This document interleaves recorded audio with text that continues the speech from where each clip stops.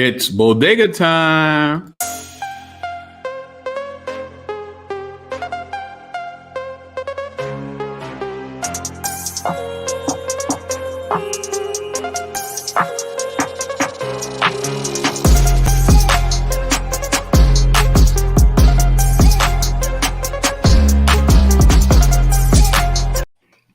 Yeah, what's going on, party people? The place to be. I go by the name of the BK Apologist, transmitting all the way live. New York is the city. Brooklyn is the borough. What's good? What's popping? It's Friday night. We made it to another week. Many people can't say that, but we can, and we thank God for that. So let me say what's up to the party people in the chat. We got Revelator 007. We got my man James Suggs. We got the indelible, the incomparable Nate 2D2. We got Wawo, straight from down under. We got Curly Shanae. And as always, ladies and gentlemen, if you could be so kind to share that link, tell a friend that it's him again. Like, share, and subscribe. And if you want to show your support, please, you can contribute to my PayPal, which is pinned on top. And if you want to be a monthly contributor, you could become a patron, where you get all sorts of incredible delicacies that cannot be mentioned at this time. But my patrons know what I'm talking about. So, with that being said, we got Will, we got Val Johnson, we got Ninja for Jesus, who we just had at the book review. Thank you for coming, bro. Really appreciate it. We got Richly Redeemed, we got Michael. Man, okay, it's filling out. We got Terry Williams, we got JP Davis in the building. Adrian, what up, Val?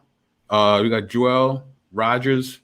So, that being said, let me talk about the people we got in the panel. We got from the Dirty MJ Jackson in the building. What's going on, sir?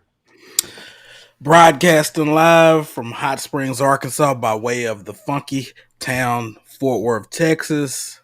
Pleasure to be here with you guys once again. Got to get us out some representation in the UA community. I think we got a few other folk, but I don't know. You know. Right. And coming from the D, we got Dr. Doom, a.k.a. Apologist in Detroit. Chilling in Michigan with my cellular phone. You can tell that Detroit was my home. Baby Bubba. Thank you for that old school rap there. It's definitely appreciated. So, as always, we gotta talk about that Rona. So, since you're representing Arkansas via the funk, can you tell us what's going on in both those places, MJ? Well, down here in these type of wonderful states, it's anti-science, all about liberty. If science conflicts with liberty, throw the science books out. Throw science out. We know more than the scientists. So, I mean, they opening up almost everything pretty much in Texas. And, the assumption is if you're vaccinated, if you got your vaccination, you're immune. Well, that's not how vaccines work. But, okay, and it's not herd immunity or anything like that. But, these folks think they know more than scientists and doctors and things like that. So I pray every day. You should be praying, but pray a little bit harder living down here. So and Arkansas is pretty much the same way. Cool. And what's going on down at the D? Apologies in Detroit. I hit the wrong button. I unmuted the live stream instead of the what's name. Anyway, so yeah, Michigan is our numbers have been slowly going up. They've kind of plateaued a bit. This is not an endorsement of the vaccine, but as the vaccine is viewed as the path to normal, the new normal, we've got about 21 counties, I think, that are at least 50% vaccinated, and then we have like 6 that are above 60%. The only one county that's dragging behind, it's over 50% excluding Detroit, is Wayne County, which is the county that Detroit is in, which is predominantly black. And that one's kind of lagging behind. Not sure if it's like skepticism or it's unaware of this, because the vaccine's free. All you gotta do is just sign up and go show up and get it. So yeah, hopefully we're on the path back to normal. So yeah, hopefully.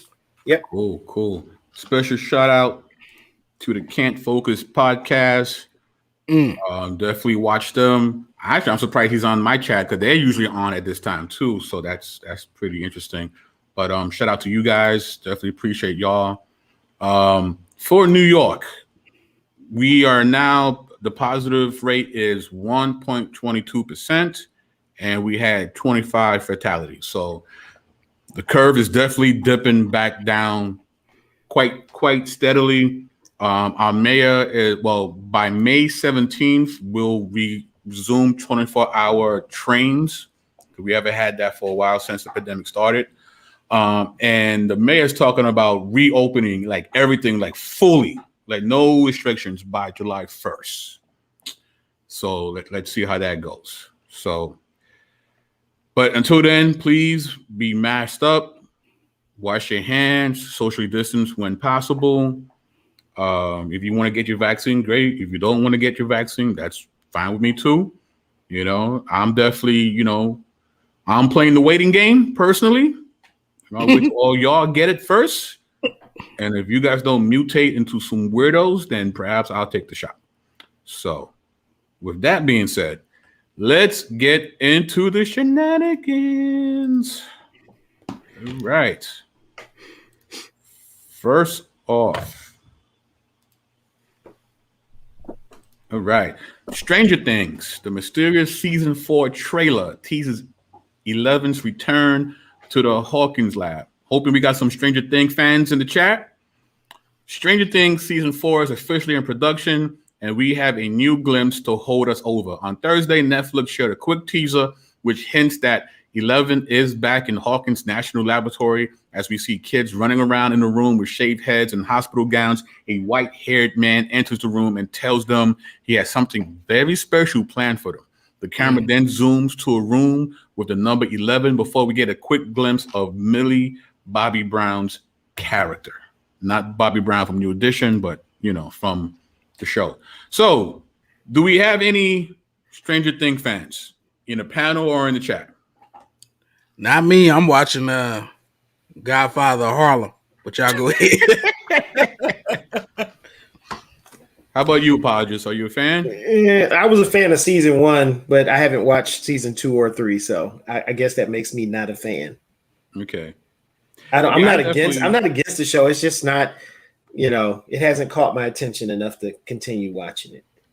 Nah, it's definitely fun. Especially the nostalgia factor, and how they just riff on all the big 80 movies like Ghostbusters and stuff like that. It's, so from a nostalgia perspective, it's really fun.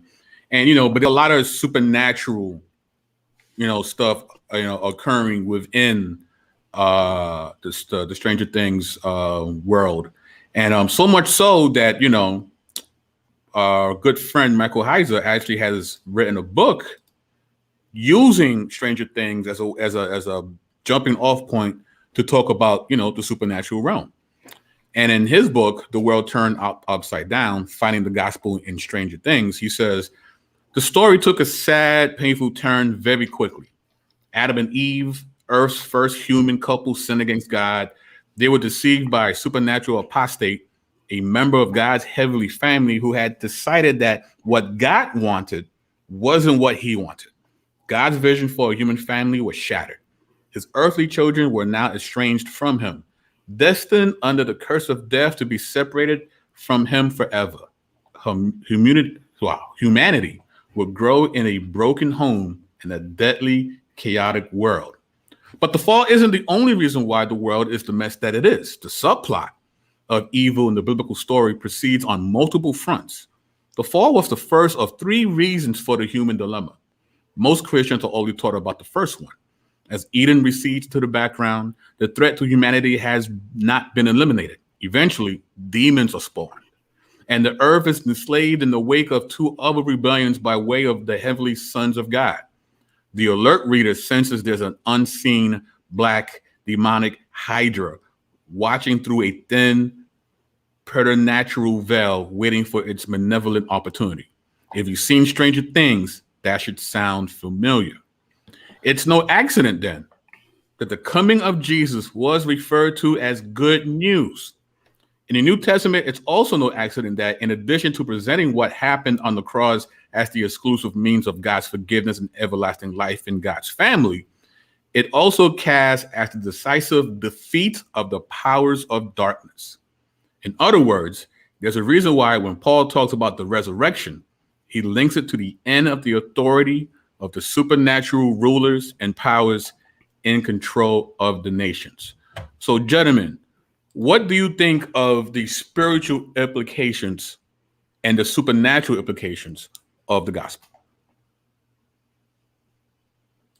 The more Stranger Things that we see in Scripture. Being children of the Enlightenment, we have an anti-supernatural bend these days. You have, and I'm not here to argue the position. I'm simply illustrating it as a allusion to it. We debate whether or not the gifts are done. We debate whether or not miracles are for today. Some people don't believe in demon possession or oppression, and so I think that we don't. I think there's two things going on. One thing is I think that we don't understand how these things work, and because we don't understand how these things work, it's happening all around us, and we just miss it. We don't see it. But I think that when you kind of begin to learn and understand what they were talking about back then, you begin to see how, like even today, how our celebrities, people who have huge platforms and that push evil, wicked, sinful agendas, and the amount of influence that these people have, is it really that hard to believe that there's probably some fallen deity, fallen spirit behind it, influencing this and influencing our society to rebel against our King, our God. So implications of the gospel. That's where it hits the heart, because we want the gospel to be simply atonement when the gospel is so much more. The gospel is the gospel is good news. And so that begs the question, what is the good news? Part of the good news is that Jesus conquered the powers of evil. He conquered our greatest enemy, death. No longer does can death be held over us through the power of sin and give us this sense of gloom and doom, because we know, because of the resurrection, that Jesus conquered death. And therefore his promise that he will raise us from the dead gives us hope that we can fight, that it's worth resisting the power of sin, the lordship of sin in this world. So the powers of darkness and their relationship to the gospel, powerful thing. More Christians need to look into that and begin to understand that and begin to see the fullness of the gospel rather than seeing this modern anti-supernatural oversimplified gospel that in reality is no gospel at all. It's no good news at all. MJ. Yeah.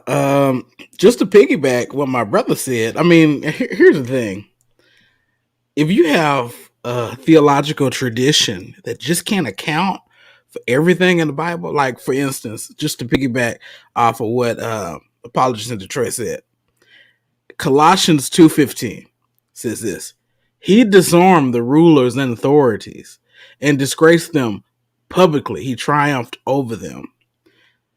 How did he do it? We're talking about what Jesus did on Calvary and through his resurrection. Some would have us to believe that the cross was just merely about our sin issue,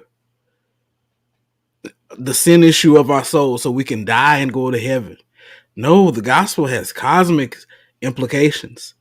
In Colossians chapter 1, you can see those implications, where he reconciled all things to himself, both seen and unseen, invisible and visible things created. It talks about this. Are we reading our Bibles? If we were reading our Bibles, if we were teaching our Bibles, this wouldn't be so, off the wall to us, so to speak, Cool. And we got Ninja for Jesus back on the panel. Back, man. So I think you was in the chat. So what's your take on the supernatural implications of the gospel?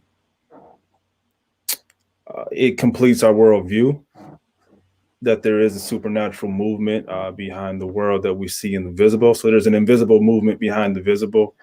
And we see Jesus interacting in the temple with someone who was demonically possessed. Paul and Silas do the same thing. They get thrown into prison, but it leads to a whole group of, leads to a jailer's salvation. And we see it. The interaction with the supernatural doesn't stop. Just, you know, it mentioned in the Old Testament and the New Testament. So, right. Yeah. No, absolutely. Real quick, I just realized when you put that up there, I was like, wait a minute, I have that book. Dr. Heiser gave me a autographed copy of it Nice. at Thriving 2 years ago. I was in his class and in his breakout session, and Nice. he gave me an autographed copy of the book. He was Cool. so generous. He was such a kind guy. So yeah, Cool. Yeah. All right, so let's continue. So next up, it's official. The next Superman movie will star a black man of steel. When DC brought on famed author and essayist, I know I butchered that, Ta-Nehisi Coates to write the script for its next crack at a Superman movie, it was widely assumed that the studio was exploring the idea of a black Superman. Those assumptions are confirmed with a new story in the Hollywood Reporter about the early stages of a new era for America's most iconic superhero. While casting is ongoing and a director has yet to be definitely chosen, the next Superman will be a black man. Is this a big deal? And if so, why?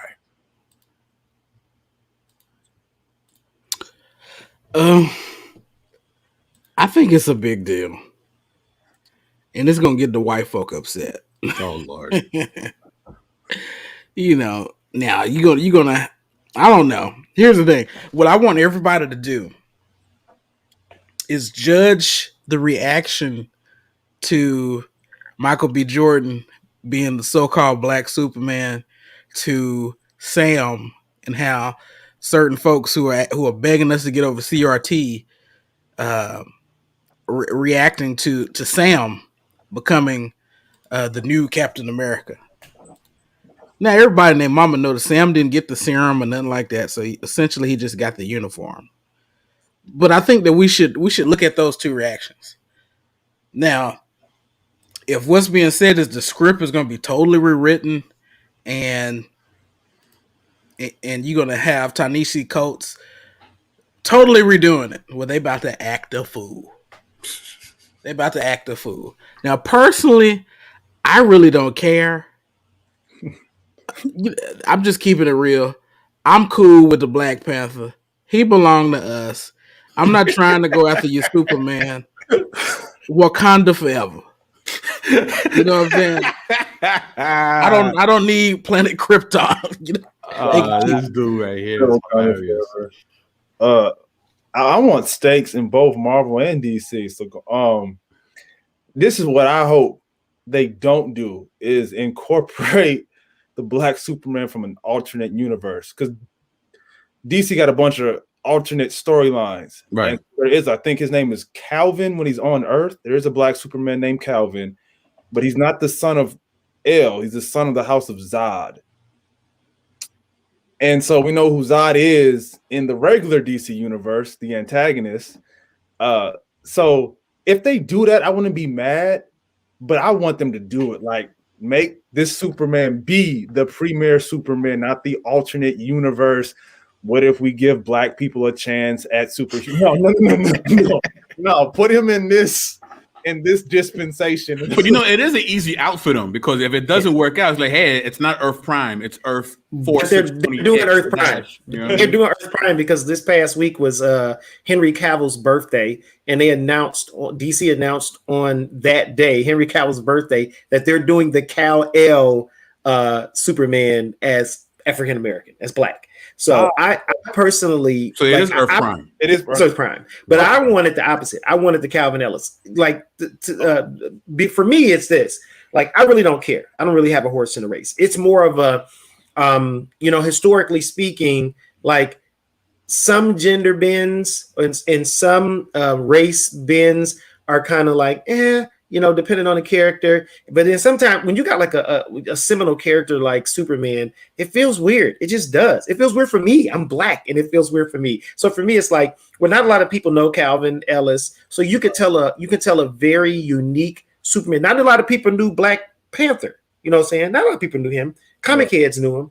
But the rest of the world got introduced to him during Civil War, and they were like, "Oh, he looks pretty cool," And then you get Wakanda. It's like, "Oh, that's awesome." So I would prefer them do Calvin Ellis and just kind of do a very creative, tell a very creative story with a character who is already Black in the comics versus all of the thing. I'm not against them doing the Kal-El. It's just more of a, for me, it's like, I'm happy with Miles Morales. I don't need, you don't have to turn Spider-Man black. We got a black Spider-Man. We good, It's funny for me. That's the only time I've ever didn't mind. Or maybe it's because I'm biased because he's half Puerto Rican. Maybe that's what it is.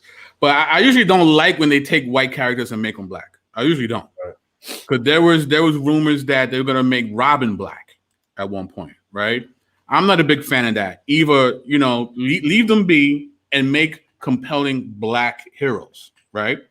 But what I do find interesting is the timing, right? So we have Captain America and Superman, two very iconic heroes that pretty much represent Americana at large.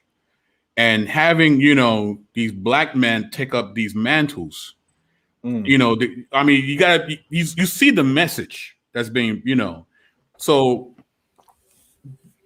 I think part of the message is that, to a certain extent, I think there are certain people who are trying to really put forth the concept that, well, black people are people. Yeah, they're actual humans, and they could be, not only can they be heroes, they could be iconic heroes. Yeah. They could be heroes that represent this country. And it reminds me of course, the book we just finished reviewing, Urban Apologetics, Restoring Black Identity with the Gospel. And it says here that humanity finds value not just in our being redeemed through Jesus, but in our being created by God. This is particularly important because while we affirm that our identity is in Christ, our value didn't start at justification, but at creation.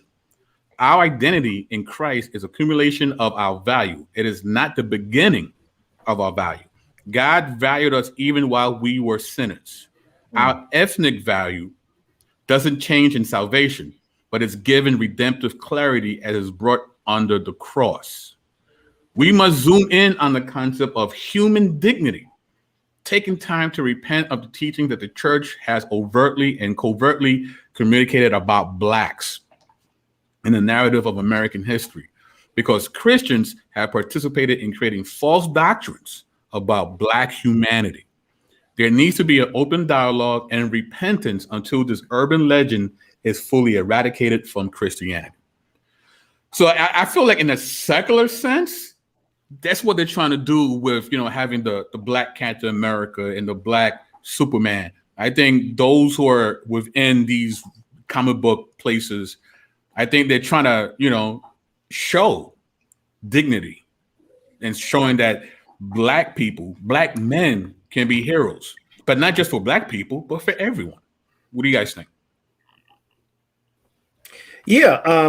We've talked about this before on past shows. Like often we talk about social issues, almost from the perspective of it's simple. It's simple. It's apprehension of or comprehension of truth propositions. And it's like, man, human beings are complex, man. Two human beings grew up in the same house. Me and my sisters, my sister, she used to write for the Boston Globe. She's like very liberal and very, open-minded in a sense of, progressive, liberal, politically speaking, whereas me, I'm more conservative. I'm not Republican, but I'm much more conservative. I'm a hardcore Christian. She's an atheist.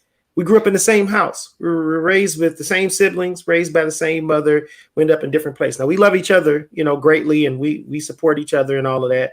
But at the end of the day, it's like our worldviews are completely different. So, but I think part of that is because, as we go into our adult life and professions, I kind of took a track where, I stayed in church. She took a track where she didn't stay in church. She trafficked in a profession where the common ideas, the people who shape our society, the news, that's what she works. So it doesn't surprise me that, she necessarily ended up where she ended up and I ended up where I ended up because, as we continue to, even though we grew up in the same house, as we continue to live our adult lives, we were both in some regard shaped by our environments. So, yeah, I think it's so important for us to recognize that human beings are complex and that this psychological aspect of seeing somebody that looks like you, that's noble, like it's probably immeasurable. The value and significance and benefits that came from the Cosby Show. It's probably invaluable. Dr. Mason talks about it in the book, A Different World, the spinoff of the Cosby Show, is how a lot of people in his generation ended up at HBCUs. HBCUs, really focus on the intellect. So to me, it's like you can't even quantify, the value, the sociological implications of things like this. So on one hand, it's like, I get it. These secular people, I get why, people, some secular people are all worried about critical race theory and all of this stuff. And so, but to me, it's like, it's benign. Whether Superman's black or he's a fictional character. For me, my apprehension of doing Kal-El is because my tradition, I'm used to seeing Kal-El as white, so for me, it's like to swap him and make him a black guy. It's not the worst thing that you can do, but it's certainly, for me, as for my tradition, it feels uncomfortable. I'd rather you just do the black guy that already exists. But I certainly agree that it's significantly important and valuable for people to see people that look like themselves doing all types of things, because we are shaped by the environment, the world that we grow up in. We are shaped subliminally, subconsciously. We are shaped by what we see. So it is very, very important for us to see those things. I don't have any issues with it. My balking is due to, my own personal, tradition of the way I'd like to see things. So, yeah. Now I'm with you, man. I if they're white in the comic book, I want to see them white on the screen. Be honest with you, that's how I feel. And straight. And I know there wasn't a lot of gay people back then, but whatever. It is so frustrating to me that is this a real slippery slope?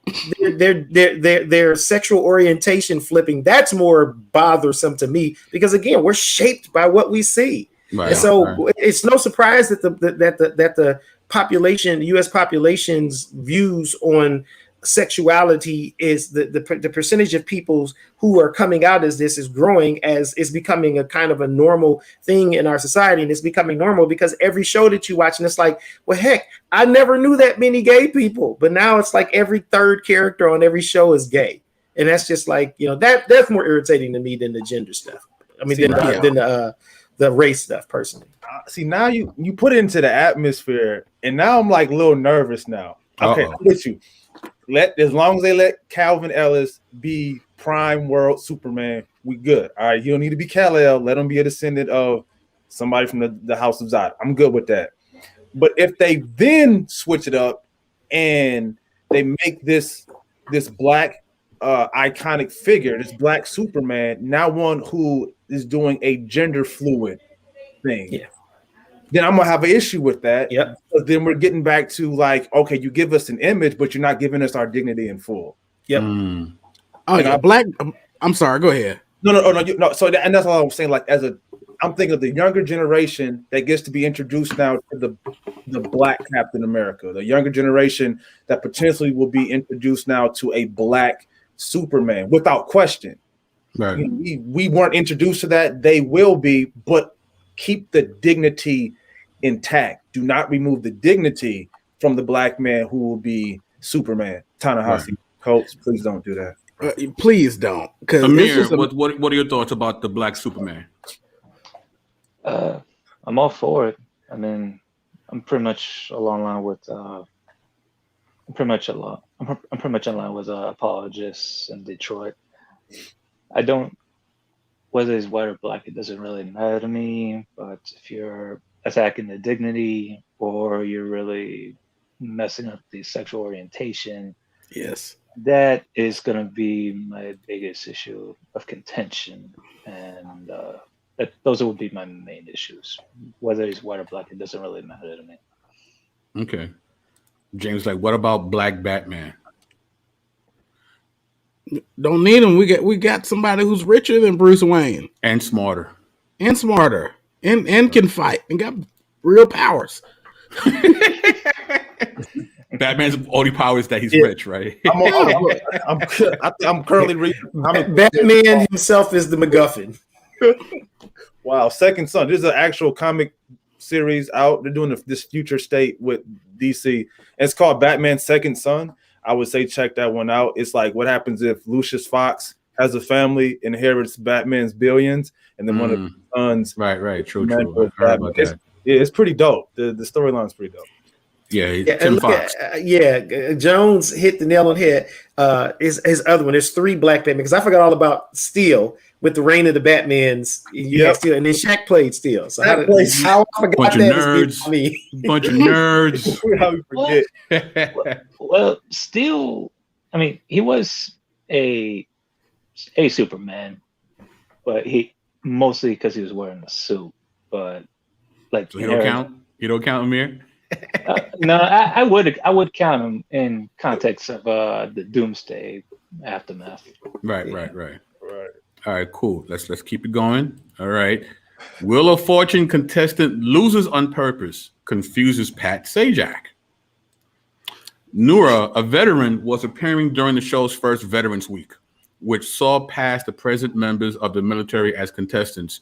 Early in the game, Noura played very well, winning puzzles and amassing a strong lead. However, in the last round of play before the bonus round, she seemed to go off the rails. The category for the puzzle was aptly, "What are you doing?" And the board showed 2 words. When it was Nora's turn, she guessed Z. A confused Pat Sajak asked, "Say that again for me? Did you say Z?" She responded, "As in Zulu, Z." Not surprisingly, it wasn't there. Some people suspected that Noura was picking those strange letters as a strategy since she knew the answer to the puzzle and didn't want to give her competitors any hints to what it could be. However, it seemed unlikely that she would do that. Instead, most viewers believe that because Noura had such a commanding lead in winnings, she threw it around so that her competitors would leave with some cash as well. While the losing contestants are guaranteed to walk away with at least 1,000 in prizes, because they often have to pay their way to get to the taping in Los Angeles, it's always better to leave with more. And Noura ensured Steve did just that.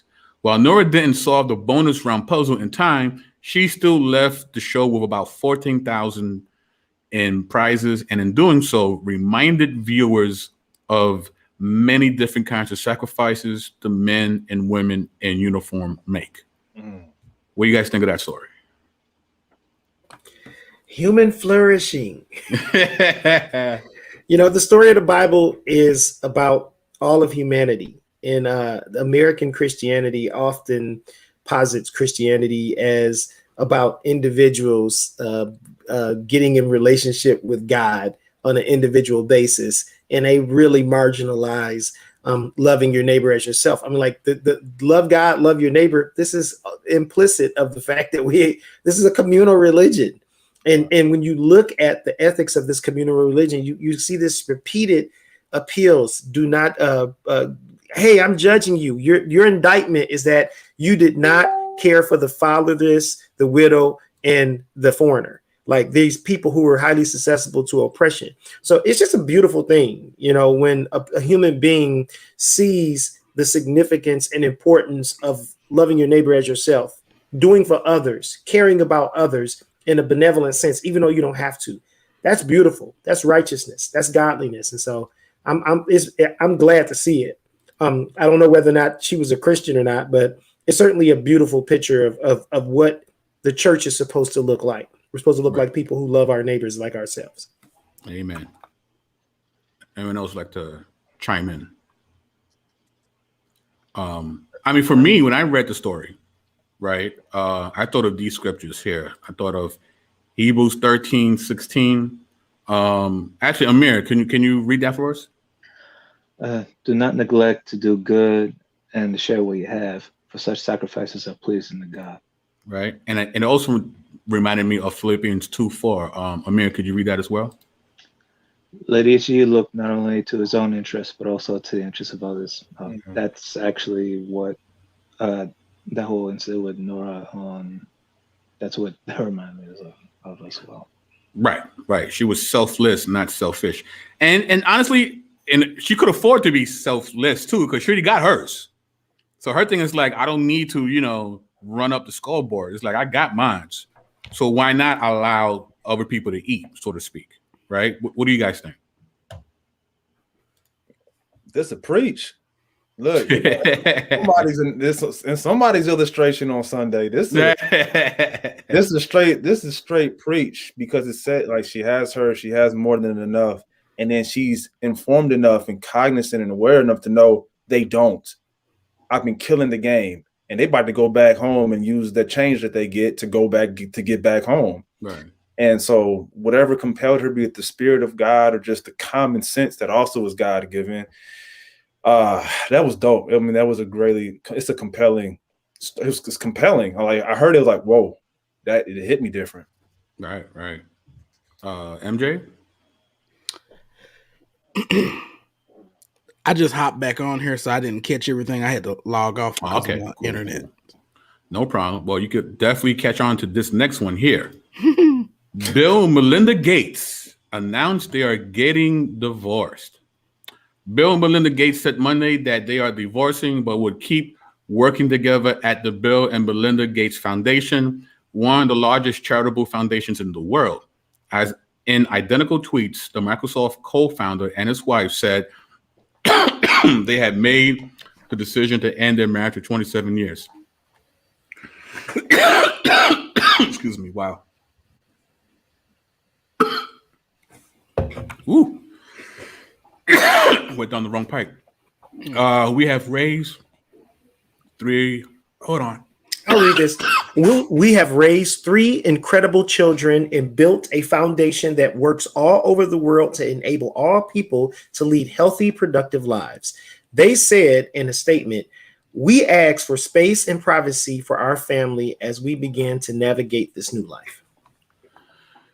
Thank you. So, what do you guys think of this situation?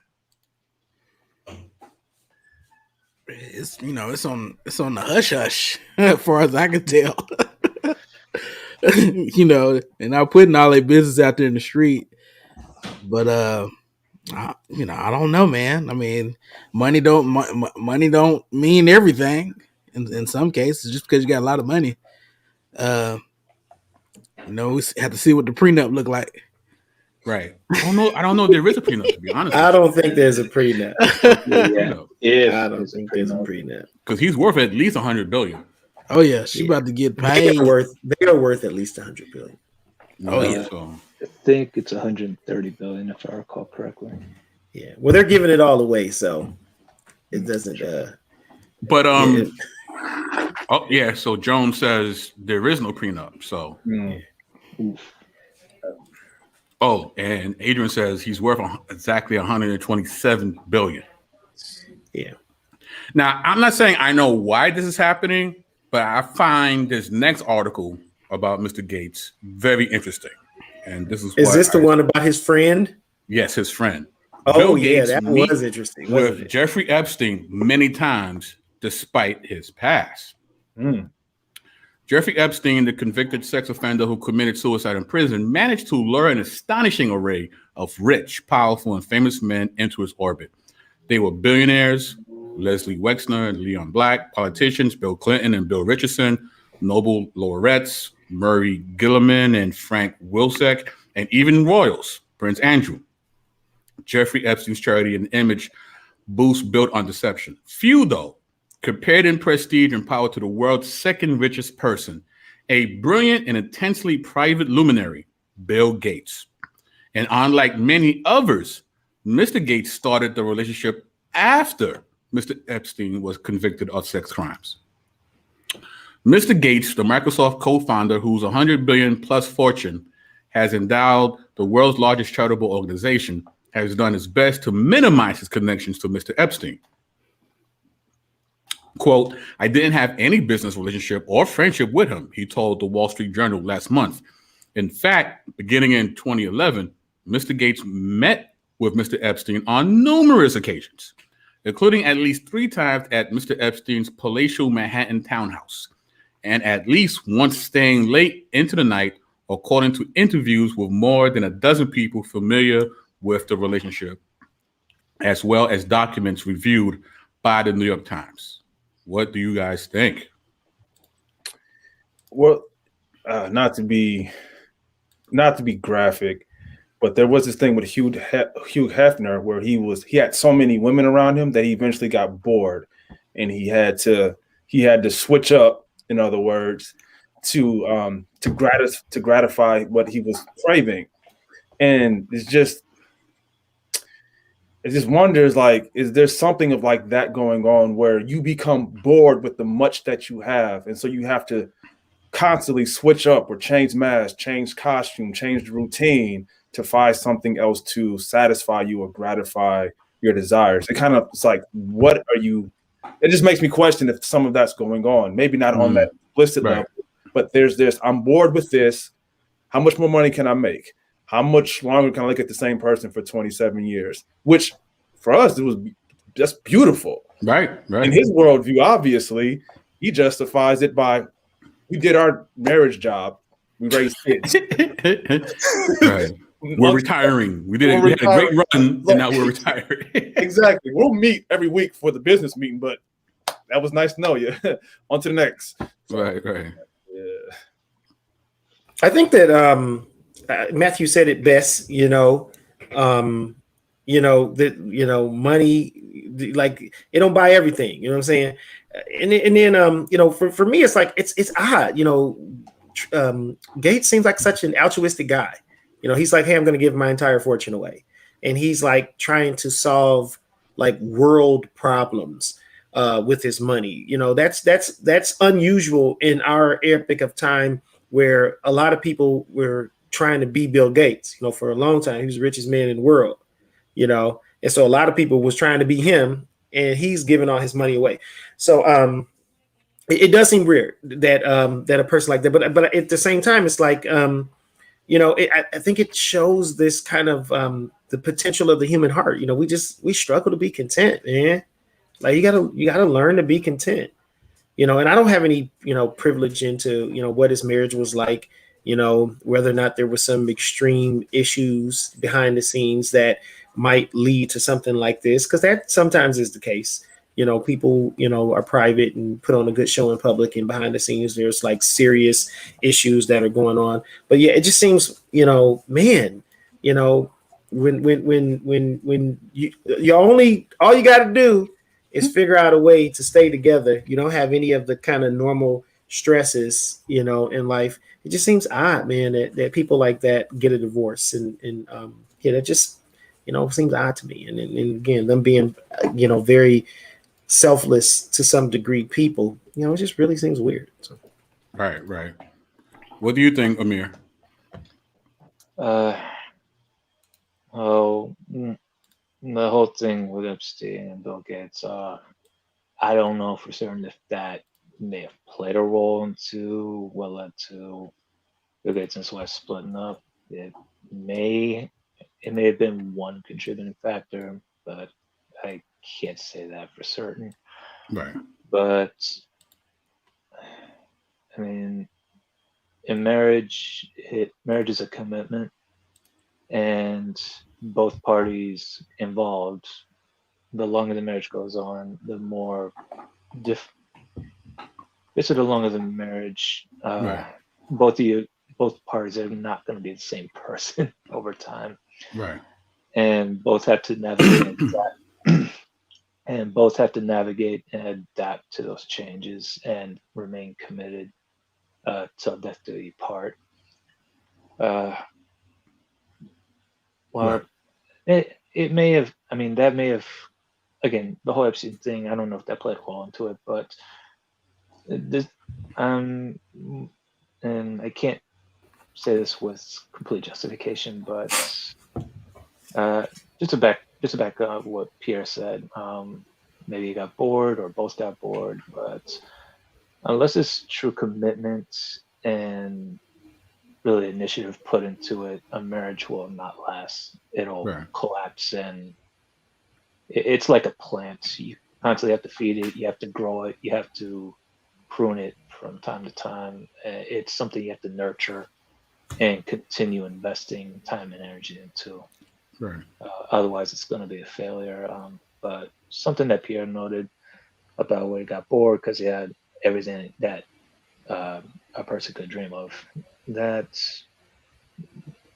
it brought me back. It just reminded me of Ecclesiastes chapter 2, 1 through 11. This is a Kohelet. This is king of Jerusalem. He had everything I desired, and at the end of it all, it was meaningless. Right. No, absolutely. Because even from a worldly perspective, you would think, like, listen, we could work this out. It's like 127 billion, and we're saving the world. How many issues do we actually have? But there's a couple things that it made me think of when I saw both of these stories. And one is 1 Corinthians 13. It says, love is patient and kind. Love does not envy or boast. It is not arrogant or rude. It does not insist on its own way. It is not irritable or resentful. It does not rejoice at wrongdoing, but rejoices with the truth. Love bears all things, believes all things, hopes all things, endures all things. So there's something here that wasn't being applied in their relationship on some way, shape, or form. You know what I mean? So, and because this is not just love in general, but love in a relationship. Like if you're going to be in a lifelong marriage, like this needs to be the anchor, because God is love, right? God is not, love is not a part of God. Love is God. It's an ontological thing. You know what I mean? So it's like, and if we are Christians, we're believers, we have to, make sure that we bear all things and believe all things and hope all things. It's like an increasing measure. And yes, Val, 127 billion. There's 127 billion. But when it comes to his little friendship with Mr. Epstein, though, Proverbs 13:20, right? Whoever walks with the wise becomes wise, but the companion of fools will suffer harm. You knew he was a sex offender prior to meeting him, but yet you want to go and be friends with him.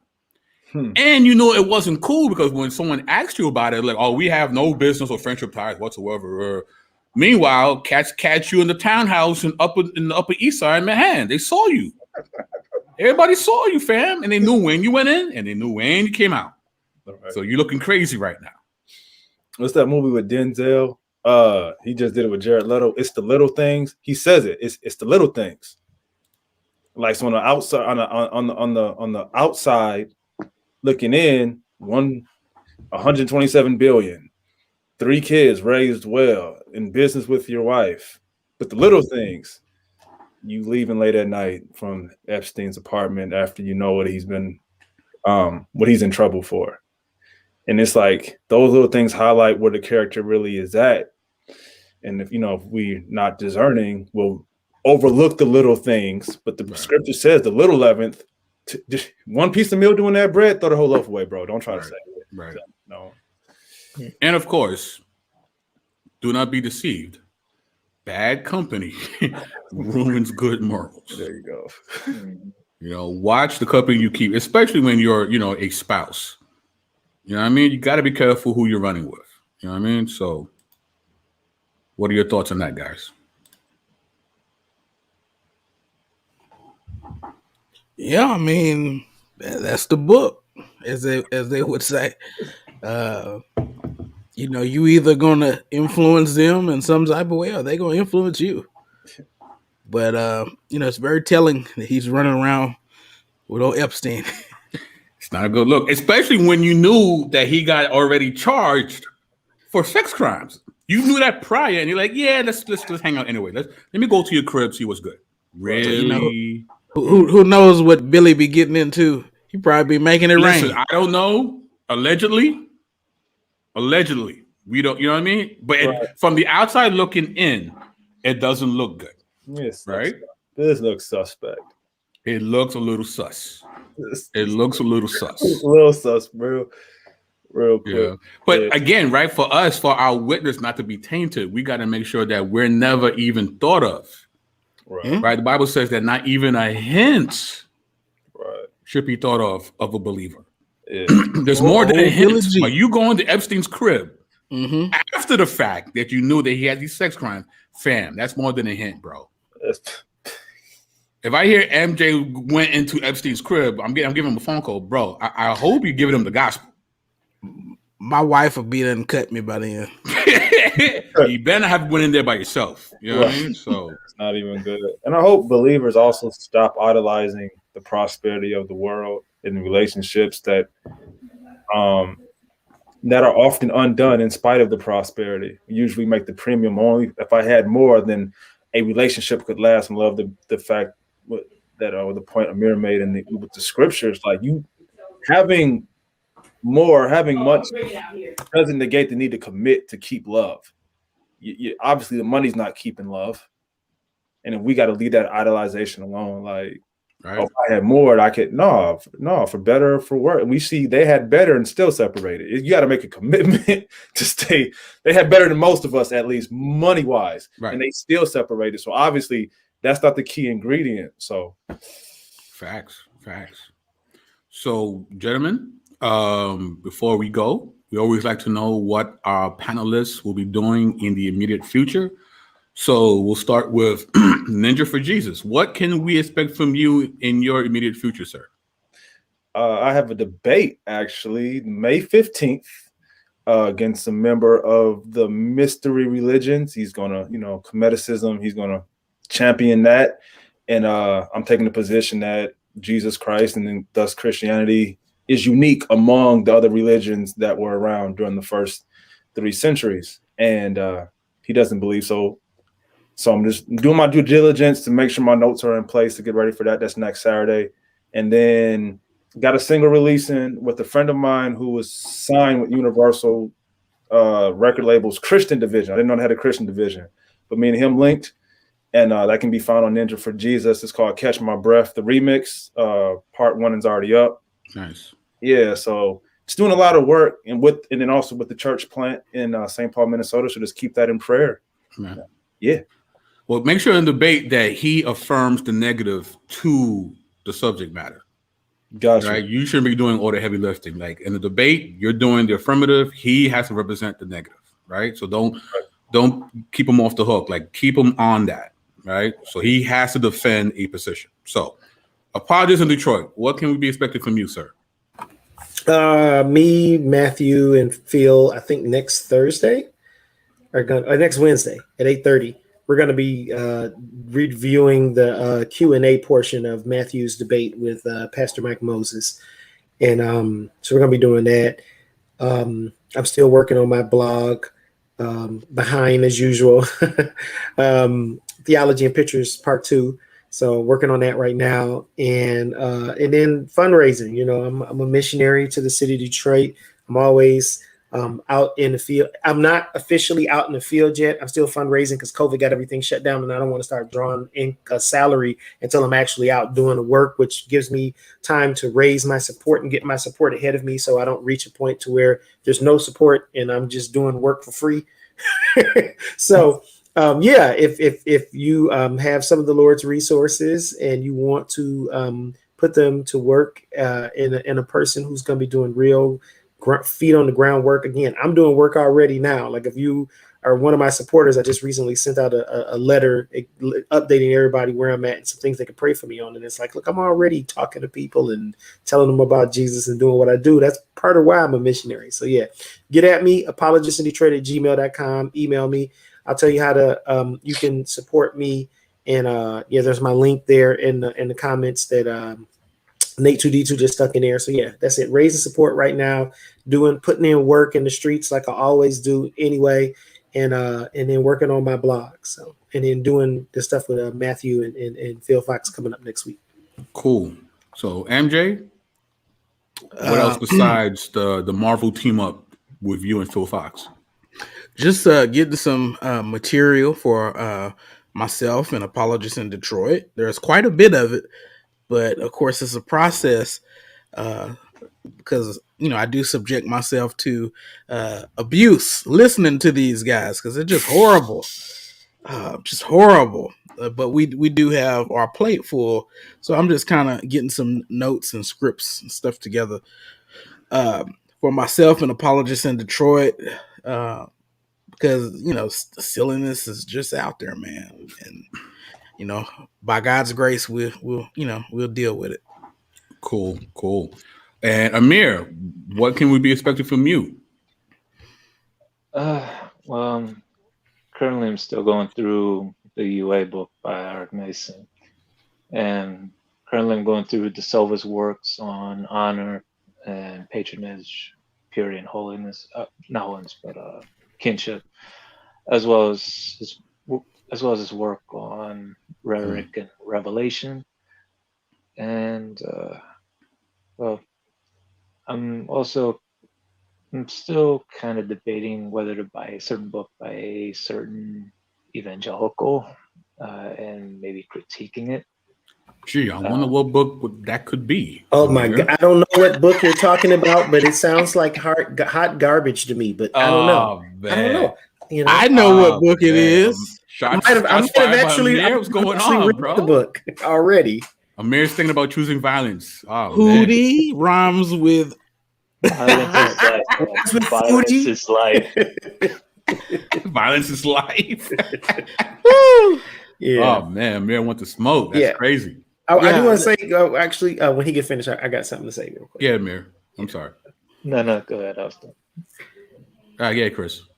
You sure? I don't want to interrupt you. Mine's not important. It's just something I felt compelled to say about myself.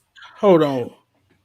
Yeah. Well, then I'll go ahead and go real quick. Yeah. Originally, I had a debate scheduled with tomorrow on another YouTube channel with associate friend of mine, Rick Hallwell, and unfortunately, my wife's aunt, 86-year-old, was diagnosed with stage 4 pancreas cancer, and at 86 years old, stage 4 cancer.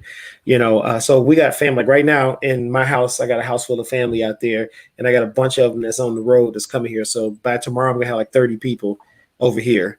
Probably have about 10 or 12 here tonight, spending the night. So I'm not going to be able to do that debate tomorrow.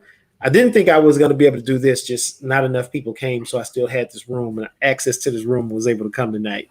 But I just kind of, I don't want people to see this and be like, oh, you say you're not going to be available, and here he is on the bodega, kind of a thing. So I do want it to at least explain so that if they are watching, they know what's going on. So. Right. Hey, cool. Mr. Jesus is Lord. If you still watching, that dude is going under the jail because they're getting ready to light him up over what he did to the 14-year-old boy. So, why you try to be funny? What did he say about who was he talking about? Epstein? Free Chauvin. Let's not give him any burn. Don't give Let's not give him any burn. That's what he wants. So, for me, June 3rd, I'll be having Dame Zilla himself, Damon Richardson, and we'll be going over his chapter in the book, Refuting the Nation of Islam. And then on June 11th, I will have Dr. Vince Bantu, and we'll be discussing his chapter about Comedicism and the Gospel. And then on June 17th, I'm going to have Zion McGregor to speak on his chapter on why the Black church must be relevant. So that's what I got so far coming down in June. So that's going to be fun. And I'm creating a playlist with at least as many contributors from the book as possible. So once it's done, you have your own playlist so you can go through it at your leisure. So with that being said, guys, any last words before we out of here? Oh, we good? All right. So with that, it's Amir, MJ, Ninja for Jesus, Apologists of Detroit, and BK saying peace.